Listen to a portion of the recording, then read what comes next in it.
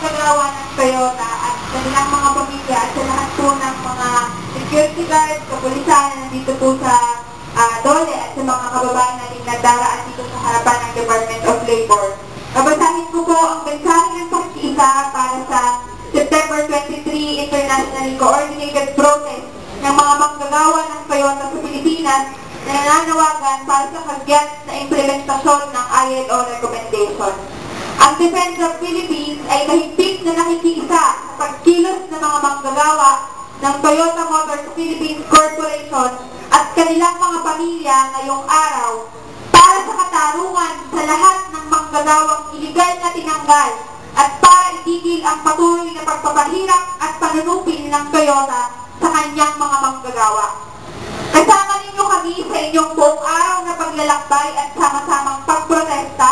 sa Department of Labor and Employment para itulak na ang negosasyon sa pagitan ng mga manggagawa at ng kumpanya sa Court of Appeals upang ipanawagan ang kagyat na reinstatement sa 4 na manggagawang tinanggal noong 2010 sa Japanese Embassy upang konbinahin ang imperialistang pagsasamantala sa mga manggagawang Pilipino at patungo sa planta ng Toyota sa Santa Rosa, Laguna upang irehistro ang ating patuloy na pagkakaisa kasama ang mga manggagawa doon para labanan ang atake sa paggawa, kontraktualisasyon, diskriminasyon at karapatang pag-unyon. Nakikisa rin kami sa panawagang kagyat na ipatupad ang ILO recommendation na noong nailabas noong Nobyembre 2012 para bigyang resolusyon ang 12 taong panawagan para sa katarungan ng mga manggagawa ng Toyota sa Pilipinas. Nakasaad po sa ILO recommendation, the Committee on Freedom of Association urges the government to pursue its efforts to intercede with the parties so as to reach an equitable negotiated solution in this long-standing case with respect to the approximately 100 workers who did not previously accept the compensation package offered by the company in their previous employment, including if their reinstatement is no longer possible for objective and compelling reasons, the payment of adequate compensation. Kasama rin sa rekomendasyon ng ILO ang pagpasura sa criminal charges ng Toyota laban sa mga lider manggagawa nito. Higit na nagpapatibay ang rekomendasyon na ito ng ILO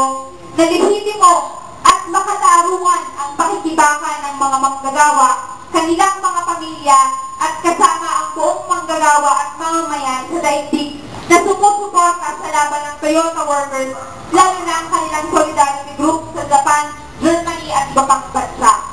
Taong 1988 nang magsimulang pag-operasyon ang Toyota Motors sa Pilipinas sa may Parañaque City. 8 taon ang nakalipas ay nagbukas naman ito ng bagong planta sa may Santa Rosa, Laguna.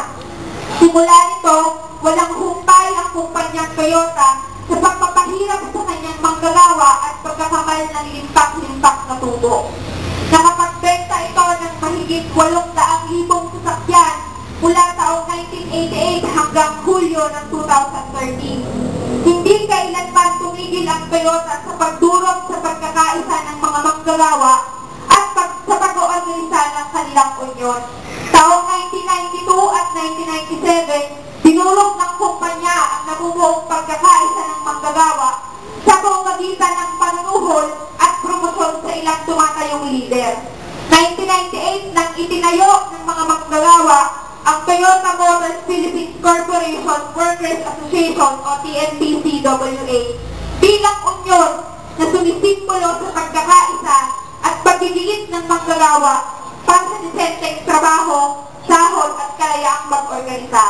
Subalit, simula ng pagtatag ito, ginamit ng Toyota ang kanyang kapangyarihan kasabwat ang gobyerno ng Pilipinas upang durugin ang TMPCWA at iba yung ipatupad ang mababang pasahod, sigil na paggawa at malawakang kontraktualisasyon sa loob ng pangawaan. Sa kabila ng final na desisyon ng Department of Labor and Employment na ang TMPCWA ang sole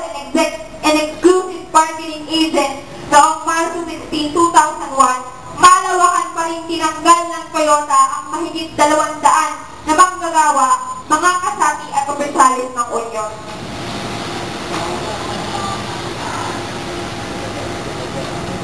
Bilang tugon sa matinding panunupil na ito ng Toyota, nagprotesta at nagwelga ang mga manggagawa noong Marso 28, 2001. Nagsabwatan ng Toyota at ang mismong gobyerno ng Pilipinas para durugin ang ticket at pagkakaisa ng manggagawa. Naglabas ng injunction order ang Department of Labor and Employment upang bigyang katwiran ng pagtuwag ng mga pulis at goods sa welga at ticket ng mga manggagawa at sa pilitang makapasok ang mga iskirol at manager.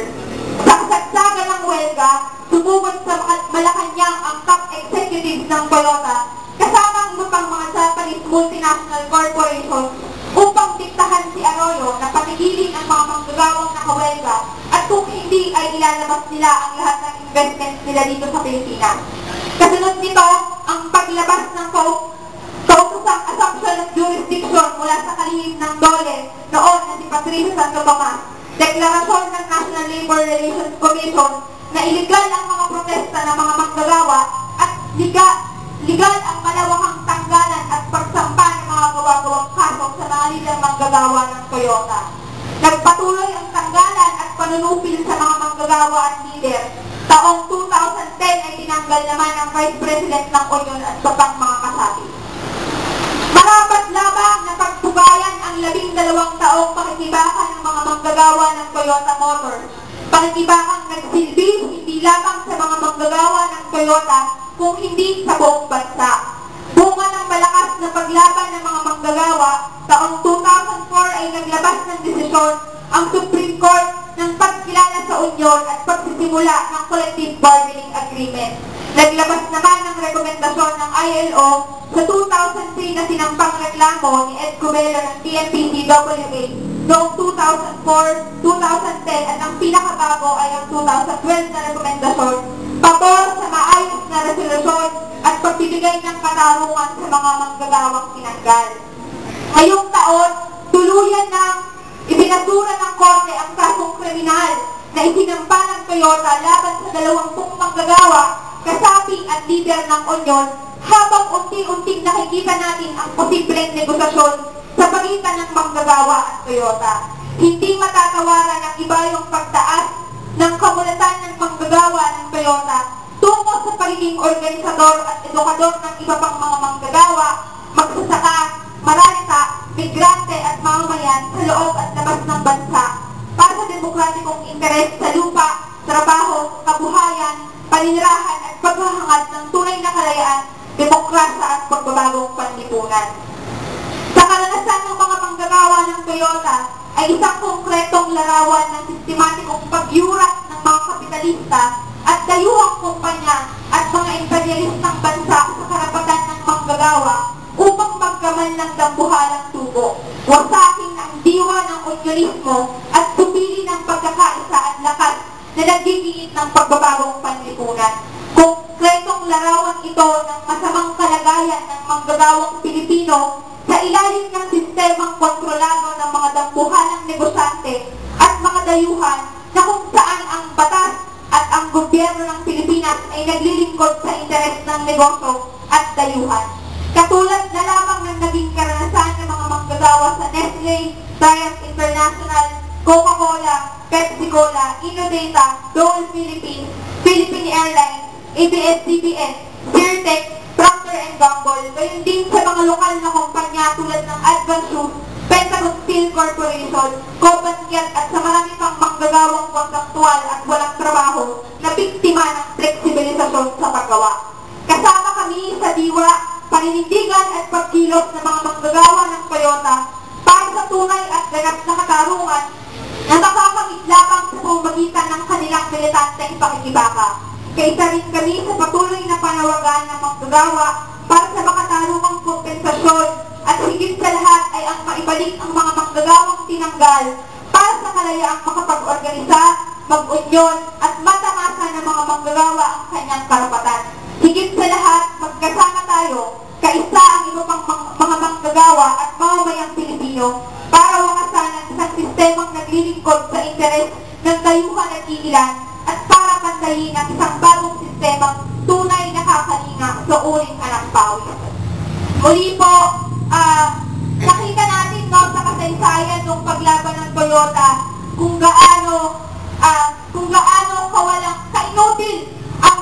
ahensya ng gobyerno o mismo ang gobyerno, kagaya nitong Department of Labor and Employment, kagaya nitong kanilang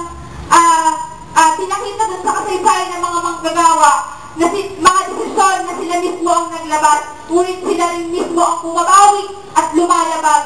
ay pinapatunayan lamang nila kung gaano sila kawalang silbi sa mga manggagawa. Alam ko, mga kasama, alam natin no, na kahit gaano kaganda pa itong kanilang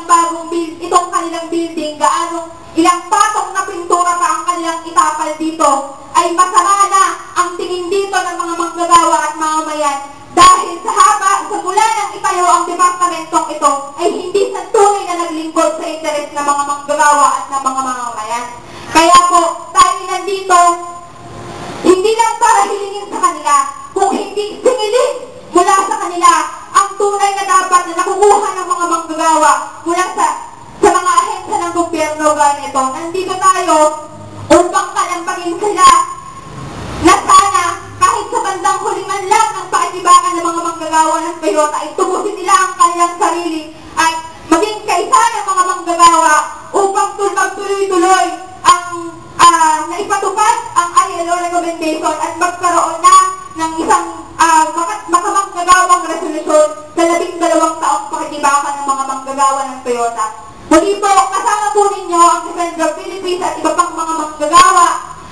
sa inyong pakikibaka at magpapatuloy kayo